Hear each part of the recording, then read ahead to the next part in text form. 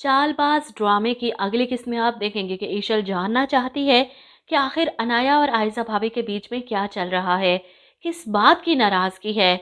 और ऊपर से अनाया को देखकर इसके वालिद ने जिस बुरी तरह से रिएक्ट किया, इससे मुंह फेर लिया सबके सामने, ये देखकर अनाया तो परेशान होकर बाहर जाकर बैठ जाती है। और वहीं रोहान अपने चचा से बात करता है कि आप अनाया से नाराज़ क्यों हैं, वो बहुत अच्छी है। इनफैक्ट आपकी दोनों बेटियां बहुत अच्छी हैं। अनाया ने मुझसे कुछ नहीं छुपाया। अनाया के वालिद एकदम से घबरा जाते हैं और रोहान अनाया के बारे में सब कुछ जानता है। ये सुनकर जहां आयजा हैरान परेशान, वहीं आयजा के वालिद भी और वालदा भी परेशान हो जाती हैं। आयजा तो गुस्से में सीधी अनाया के पीछे जाती है, क्या बताया तुमने रोहान को? जिस पर अनाया जवाब देती है जो सच है। आयजा को यकीन नहीं आता, पागल हो गई, दिमाग खराब हो गया तुम्हारा? अपनी मोहब्बत की कहानियां कौन सुनाता है अपने शोहर को? लेकिन अनाया ये सिर्फ आयजा आपी को चिढ़ाने के लिए कह रही है, क्योंकि असल में तो रोहान को इसने सिर्फ यही बताया था कि वो शादी नहीं करना चाहती थी, क्योंकि वो पढ़ना चाहती थी। लेकिन ज़बरदस्ती इसकी शादी कर दी गई और रोहान इसी बारे में बात कर रहा था। लेकिन घर वालों को कुछ और ही समझ आती है। और वहीं ईशल कमरे में जाकर आशिर से कहती है, देखा मैंने तुमसे कहा था ना कि आयजा भाभी और अनाया के बीच में कुछ ना कुछ ज़रूर चल रहा है। आज अंकल के गुस्से को देखकर ये कंफर्म हो गया। आयजा अनाया के जवाब पर शदीद परेशानी में सर पकड़े खड़ी है। इसकी माँ इसके पास आती हैं कि कुछ कहा अनाया ने, क्या बताया था इसने रोहान को, तुम असद से क्या कहोगी?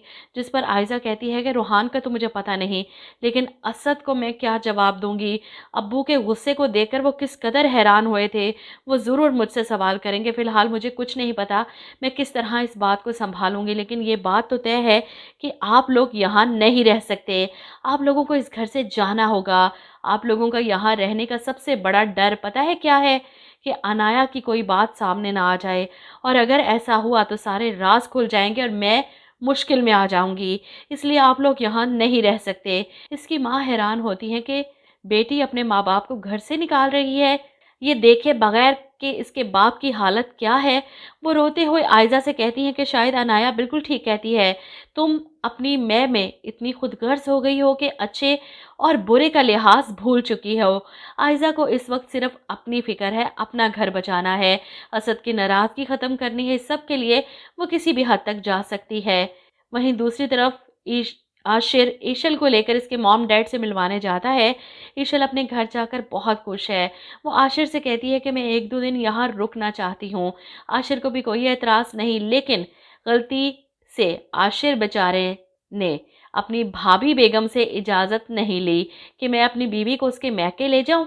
इस बात पर आयजा खाने के टेबल पर काफ़ी बातें करती है और असद सबसे बड़ा ड्रामेबाज अपने बाप से कहता है, आशिर को कितनी बार कहा है कहीं भी जाने से पहले एक बार तुमसे इजाज़त ले लिया करे, लेकिन जब से इसकी शादी हुई है ईशल के कहने पर खुद सर होता जा रहा है। वो आयजा को तो नहीं पता, लेकिन असद की इन हरकतों और बातों की वजह से ये घर ज़रूर टूट जाएगा। आशिर के नन्ना काका है जो इसकी बीवी से इजाज़त लेकर घर से निकले, शादीशुदा है, खुद मुख्तार है। ये बातें किसी भी तरह मुनासिब नहीं लग रही असद के मुंह से। और इधर आप देखेंगे कि ईशल को शयान की तरफ से तस्वीर आती है व्हाट्सएप पर, और अनाया और शयान के निकाह की, जिसे देखने के बाद तो वो तड़प जाती है। इसका मतलब शयान जो अनाया के बारे में बता रहा था वो सच था। इसकी माँ भी हैरान है, इतना बड़ा धोखा रोहान और तुम्हारे ससुर के साथ। अनाया की हरकतें, आयजा से इसकी नफरत, अब ईशल को कुछ समझ आने लगा है। लेकिन अगर इसने ये तस्वीर आशिर को दिखा दी तो तूफान आ जाएगा घर में।